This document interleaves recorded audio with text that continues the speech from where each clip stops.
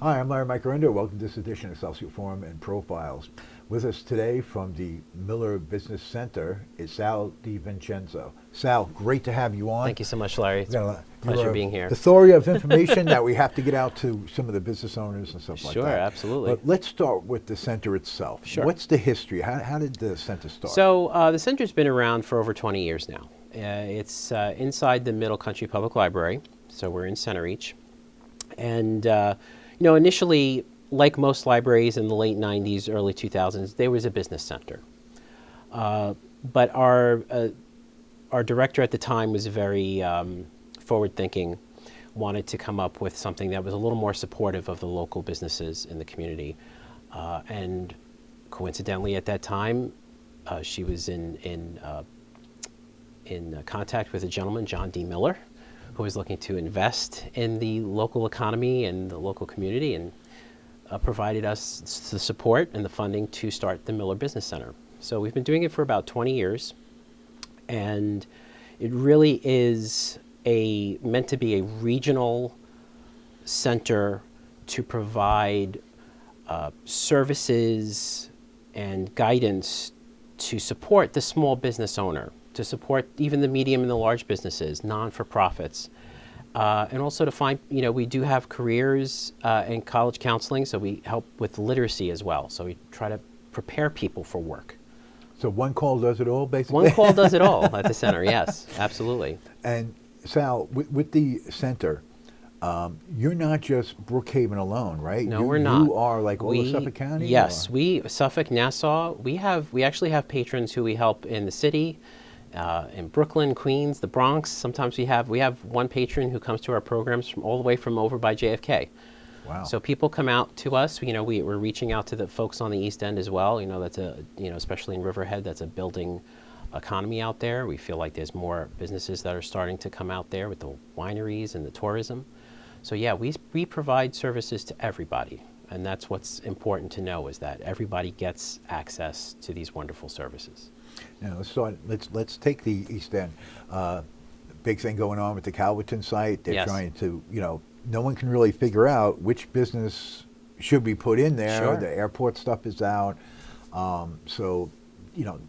That's got to be really rough. I mean, in that type of area, what do you think, what type of business do you think would prosper? Well, it's interesting that you should say that, because we do have a number of clients that we deal with who are coming to us to find that, to research that. So one of the things that we do at the center is we deal with demographics. So we can see from the data that we get from our data companies, we can see what the consumer in Riverhead, what the homeowner in Riverhead, what the homeowners on the east end of Long Island would be interested in, what they're spending money on. And based on that, we can make an educated analysis and an educated decision on what would work out there. Now, I don't know if you've heard, but a lot of people are saying that they do want some sort of racetrack or a drag strip or something out there. That for years. So that seems to be a lot of the chatter is going on for that. Right. Yeah, it's a challenge. It's a lot of residents in there, because I am from Riverhead, so a lot of residents out there do have, they moved out there because it's very farm-like and quiet. So there is a lot of pushback in that respect. But at the same time, over the past few years, especially with COVID, we're seeing a lot of folks who lived in the city, who lived in New York City and Brooklyn and Queens, coming out east. And where are they coming? They're coming out by us Right. in Riverhead because there's more, frankly, more affordable housing out there. So the demographic is changing. So it's difficult to say what's eventually going to end up out there, but I do think there is an evolution going on with what was once considered maybe a no-go with a lot of Right. residents and what's now being considered a possibility. Right. And, the funny thing is when, you talk about the East End, and especially Riverhead Town, is that their mindset, they like to keep that with the farms and everything. Yeah, They yeah. really want that in there. They don't want, sprawl everywhere and stuff like that. And it's really great. I mean, no matter what time of year you go out there, I mean, you get on Sound Avenue and I went from Long Island to Kansas. It's you amazing. See, It's What you amazing. see.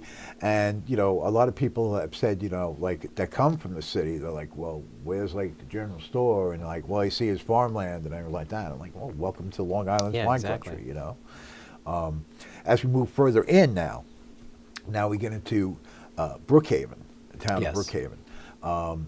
Brookhaven had been plagued years ago, back in the 50s, 60s, by sprawl. If you had money, you wanted to build somewhere, you just did it, okay, which led to a lot of buildings coming up. And, now you have empty buildings and, it's rough. Now, does the center work with the town of Brookhaven or maybe the IDA to... We have assisted them in the past, yes. We're all supporting each other in that respect. We try to partner with them on many occasions. And yes, so what's happening is, what we do is we're kind of we're the brokers of information. We're the guidance for that. Right. So they will get in touch with us, they will contact us, and we will provide them with information, again, demographics and also industry information as well. So they're able to make an educated guess on their decisions and which ways they're going to move forward. But for us, we supporting, the majority of our patrons are Brookhaven, because obviously we are Right. in Brookhaven.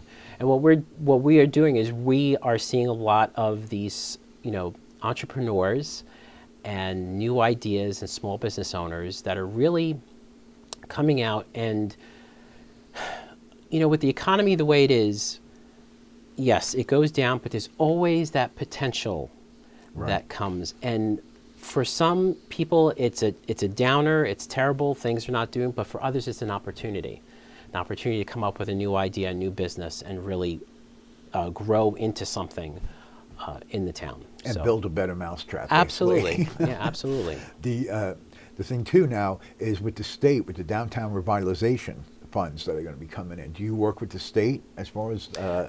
We don't work with the state as much. We have in the past done some projects with them, especially with town of Patchogue, when that was kind of up and coming and whatnot. But we tend to deal a lot with the local community and the local chambers and the Right. Brookhavens and in the Hopog Industrial Park. We have a lot of people that we help. We have a partnership with the HIA, LI, which is the Hopog Industrial Association. So And we've the been, Line Association. yeah, we've been working with them for many years now. So Now, Smithtown's a totally different animal. Sure, They, yeah. they're working on trying to revitalize and change their whole Main Street structure. Sewers coming in. To the small business owner, this is like, it's chaos city right now. Yeah, it because is. if they want to go out and get a loan, the interest rates are all off the wall. Mm-hmm. Time to starting a new business, they feel like nobody's going to really help them. But anybody who wanted to start a new business, they could come to you at the center, right? And you have a bunch of information and things that yes, you can work with them, right? yeah, absolutely. So it's funny because the first thing that came to my mind when you said about sewers and everything like that is just traffic. Right. Believe it or not, is traffic. So we are able to provide the potential business owners or the business owners with access to traffic information. How many cars drive past this street? And you can make the decision based on that. For example, Right. if you're looking at real estate and whatnot, to where you want to plant your roots, so to speak. But yeah, so what most people come to us for is prospecting and customer lists. So we have a collection of databases that if you were, and this is very difficult for a small business owner, you were to come and purchase it directly from the company, the database company, it would cost you thousands of dollars. Right. It's really not, it's cost prohibitive, especially if you're starting a business. So what most small business owners are doing when they come to us is they're looking to build their business and they're looking to find new customers. So what we do is we provide them with those databases and the guidance to use those databases to actually get lists of actual potential customers. And that's either business customers or residential customers, so consumers.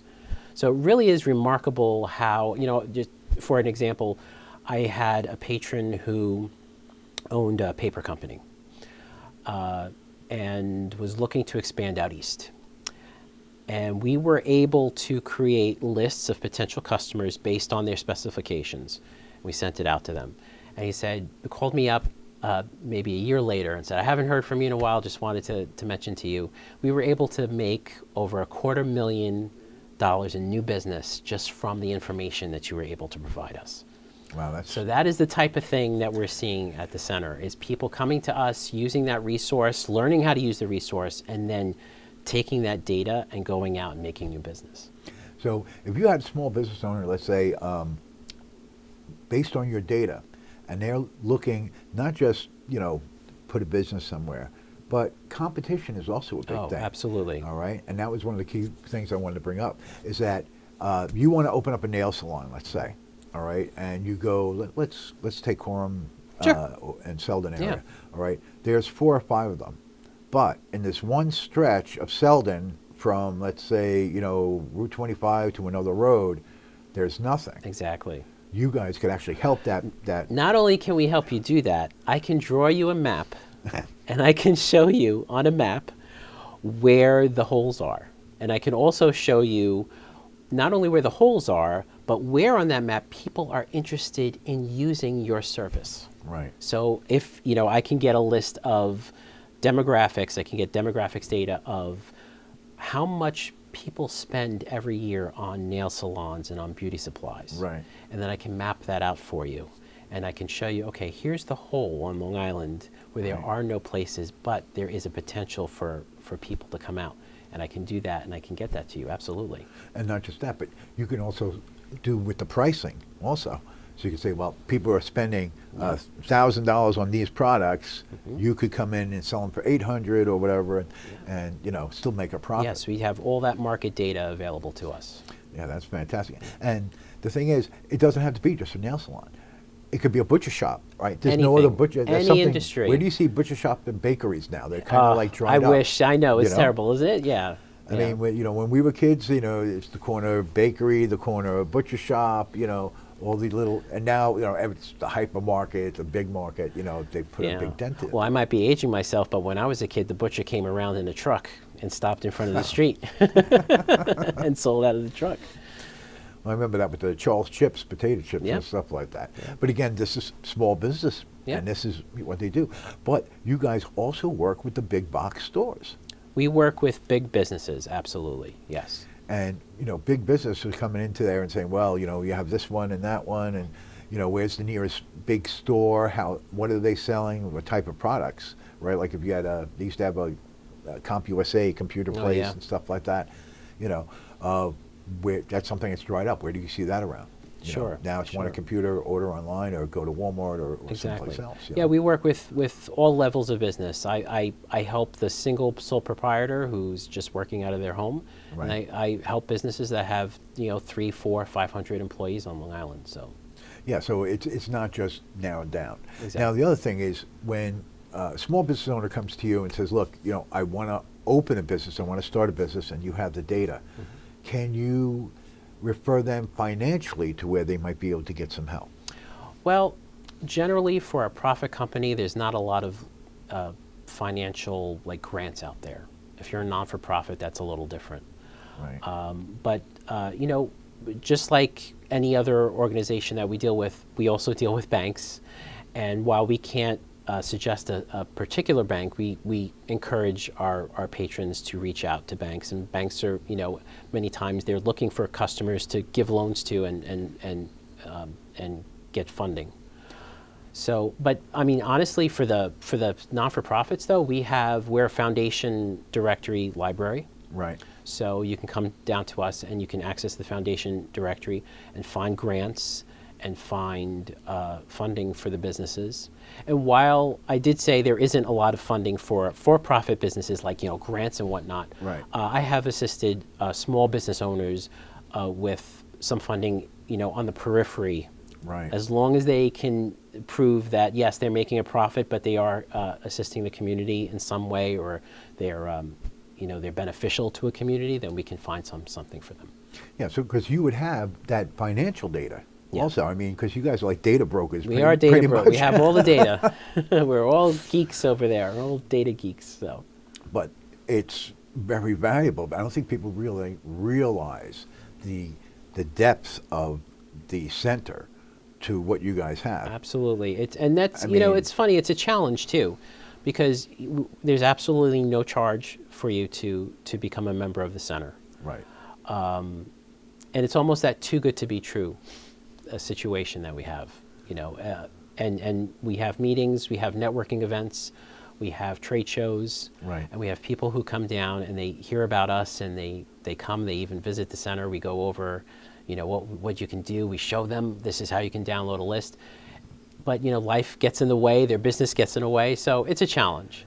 But it's a great service that we provide. Yeah, and that's one of the biggest problems that we hear from the small business owner is that time is more valuable than money, because a lot of times they've had to leave their business. They're not comfortable with who they're leaving, taking care of their business Exactly. while they're away or doing something like that, so that they believe they have to be around 24/7.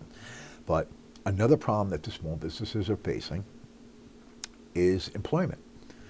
Now, we've seen, like here in this area, where they've just had to close up because they can't get any workers to get in there. Now, does the center help out with that?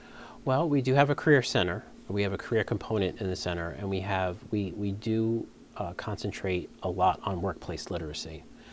So, yes, there is a challenge right now with the workforce, but at the same time, there's a challenge with getting the workforce prepared to go into a job. So we have programming. I have career counselors on staff who meet with potential employees and prepare them for the workplace. And we're dealing also with a lot of folks who maybe have challenges with language. We're dealing with some folks who maybe were incarcerated at one time or another, and they're going back into the society. Or people with disabilities? People with disabilities, veterans who are coming off of their services. We support all those through those programs and through that one-on-one service that we provide with our career counselors at the center. So to any young people who might be watching, or displaced homemakers or something like that, or veterans, they can come to the center Yes, and actually get help with probably their resume, absolutely. right? Definitely. I doubt their CV. I don't think too many people. Yeah, we really? offer resume help. We offer mock interviewing, and for those folks who are not quite sure what they want to do, we also administer the Strong Interest Inventory test and the Myers-Briggs test, which again would be something that usually would have a cost involved with it, but we offer that as a free service. So, and that's offered for anybody in Suffolk County. We're not limiting it to Brookhaven or Middle Country patrons. So Right. anyone can come down and take advantage of that service. Now, can you tell the audience a little bit more about that testing that you guys do at the center? The Strong Interest, Yes. Strong Interest Inventory is a fantastic tool that we use, that my career counselors use. And it's basically a means of figuring out, based on your interests, based on your comfort level, of what type of careers or what type of job you would be interested in and you would flourish and do well at. So the test takes approximately 45 minutes. It's an online test. You're prepped with our career counselor, so we're not just throwing you in there. Our career counselor sits down with you for the first 15 minutes, goes over the process, and then you take the test, and then after the test is completed, you'll get a nice report, and it basically will tell you, based on your answers, based on your interests, based on your comfort level on dealing with whatever it is, working in the public, money, so on and so forth.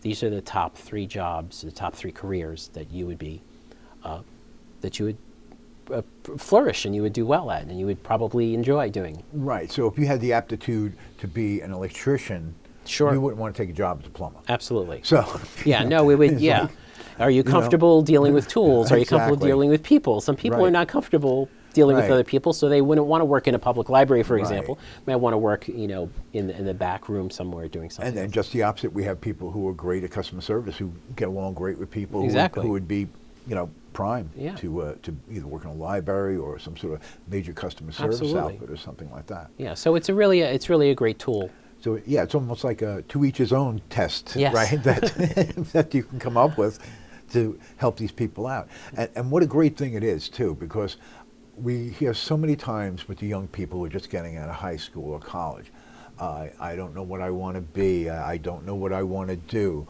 Coming down to this center and taking one of these tests could really help you and direct you to what you would probably be great at. Absolutely. And not only that, we do have a lot of what we like to call mid-career folks who are, an older demographic, maybe they're in their 40s, 50s, they got laid off and now they want to start a new job. Maybe they want to find something else. They're taking those tests as well.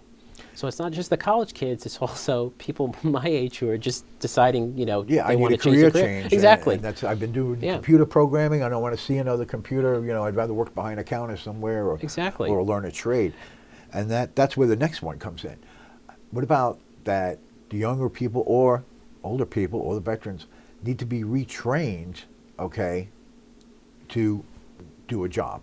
Sure. What about job training, OJT, stuff like that? Yeah, so again, we partner with a lot of organizations, Suffolk County Department of Labor, the Small Business Development Center, SCORE.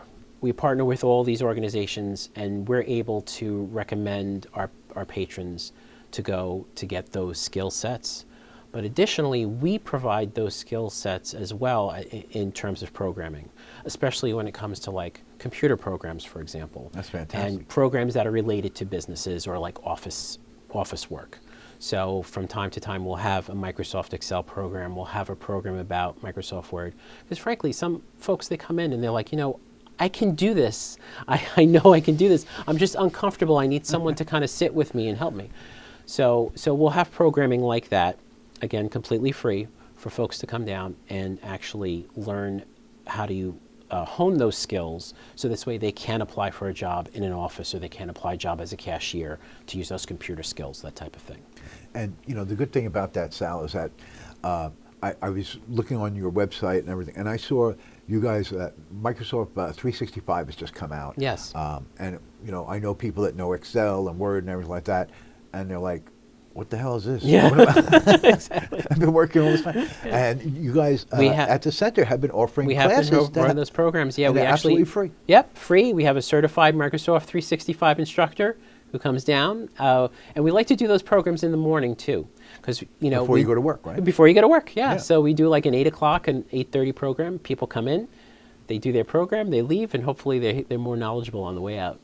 So it's like I said, a plethora of services that I don't think a lot of people are aware of, and that's why we're doing this show. We appreciate is that it. People who need a job or want to change their career or want to start their own business, which will lead us into the Chamber of Commerce, which is the second part of our program, come down to the Miller Business Center, located on The Middle Country Road. Yeah, Middle right? Country Public Library. Yeah, Can't right miss there. it. Can't miss it. And you have a website too.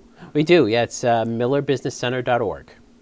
And it's a pretty fantastic website because it lists so many services. We have all our I got databases. lost on it. Yeah. I was like, I got so involved with looking and seeing so many things that were offered Yeah. to the public. And, you guys are really a jewel in the desert. And, Thank you. A lot of people don't know about, I hear this as president of Chamber myself. Where can I go? What can I do? And I'm like, Miller Business Center. That's where you should be going. Yep. Like, could they help me get employees? Like, yeah. Yep. I'm not sure about Microsoft 365. my whole community is on it. Or I'm doing printing. I need to learn this new software, and you know what it's like. especially with electronics and computing. Every time somebody builds a better mouse, somebody builds a better mousetrap, and it's on and on. It's a constant learning process. Exactly. And it's great to have a center like yours that can help people, you know. And when you start giving out Windows 12 classes, let me know, because that'll be the next big bang that's coming out this year. Well, and that's another thing about us, is that we are so open to hearing about other people's requests and other people's needs. So we've create programming based on, you know, our patrons' suggestions. So we're always open to trying something else, because honestly, our goal is to support our community and support our small businesses. It's the small business is the engine of our economy, the engine of our community here on Long Island. We want to build that up and keep that going. And I think it's fantastic. Thank you. But mark my words about the Windows 12. Yeah. I think some suggestions are going to come out about that. As was, you know, people when they switched from 7 to 10, that was a mind blower for a lot of people. Sure. I knew people that knew computers for the longest time. Oh, yeah, what the hell is this? You know, and now 10 to 11, 11 to 12, you know, so. It's coming. Yeah, it's coming, it's coming. But it's, you know, it's progressive, but it's not like a negative thing, because it's doing it faster, more efficient, and gives you more time to do other things. Exactly. And, you know, when you're a small business owner, I was saying about time, that is your biggest asset. You know, you want to make the money, but you need the time, and you need the workers, and you need the knowledge and skills, all of which the center can help these people with. We're like a Swiss Army knife. I was, you know, it's just so funny that you're a library, because you guys are actually a library. We are a library, and I'm actually a librarian. Yes, we're all librarians at the center. Yeah, so that's what we do. But this next part that I'm bringing up, we're going to have some chambers on the phone. We're going to ask them a couple of questions, and we wanted you to stand by. Okay. And if you could listen. We'll be right back with part 2 of our show. Stay tuned. Coming up next on this channel.